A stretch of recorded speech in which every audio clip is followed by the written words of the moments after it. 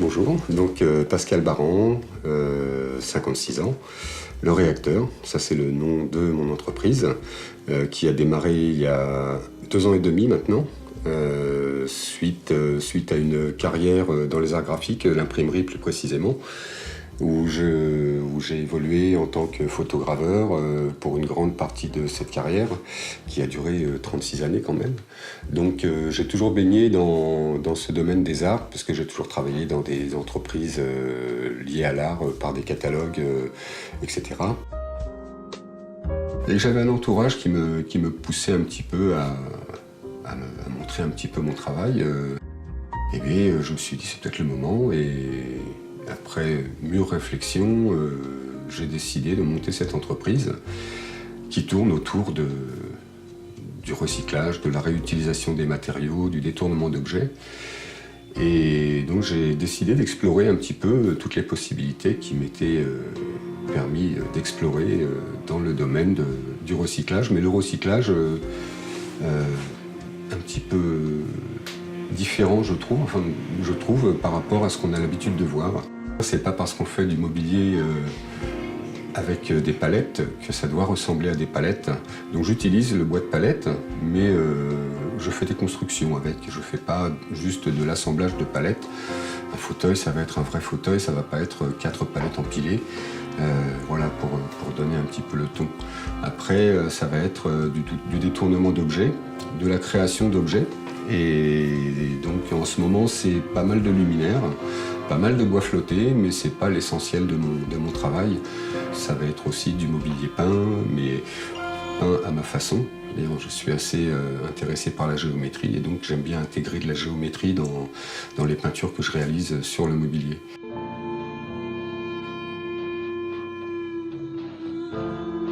Jeter, c'est pas la solution, et réutiliser, c'est quelque chose qui peut être fait quand c'est fait correctement, qui peut apporter quelque chose de plus à un mobilier, une nouvelle vie en fait. Voilà.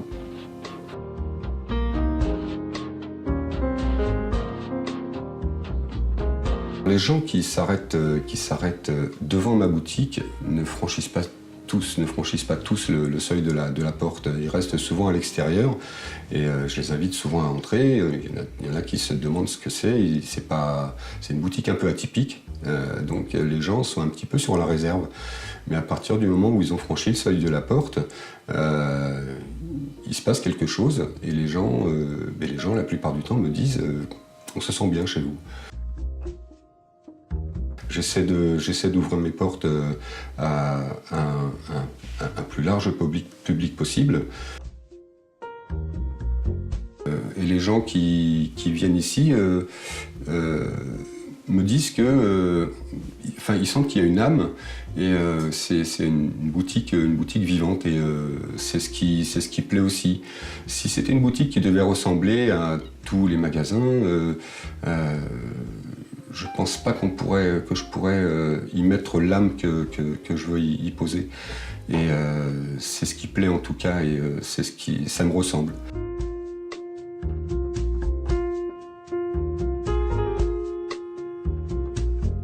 C'est pas facile de s'installer dans un village comme Thuir, et c'est encore moins facile de choisir une rue comme la rue du Souvenir à Thuir, qui est une rue qui a été très commerçante par le passé, et qui aujourd'hui s'est un petit peu désertifiée. Pour un atelier comme le mien, c'était surtout le bouche à oreille qui allait faire que ça allait tourner correctement, et c'est ce qui est en train de se passer. Bon, ça reste assez long, par les moyens de communication comme les réseaux sociaux.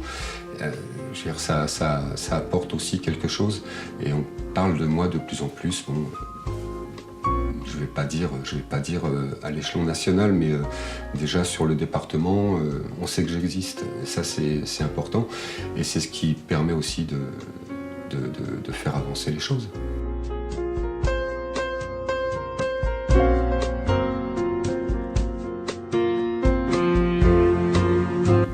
Cette année, ça a été une année un petit peu charnière, dans le sens où j'ai développé un secteur d'activité, l'enseigne, J'ai travaillé avec l'usine et l'office de tourisme, l'usine Beer, l'usine Pernod, donc les caves Beer, où j'ai réalisé des enseignes métalliques. Donc ça c'est un créneau que je suis en train de développer. Là je suis sur un gros projet pour un vigneron sur le département, où il va falloir réaliser de l'enseigne métallique, de la lettre peinte et de l'enseigne découpée, etc.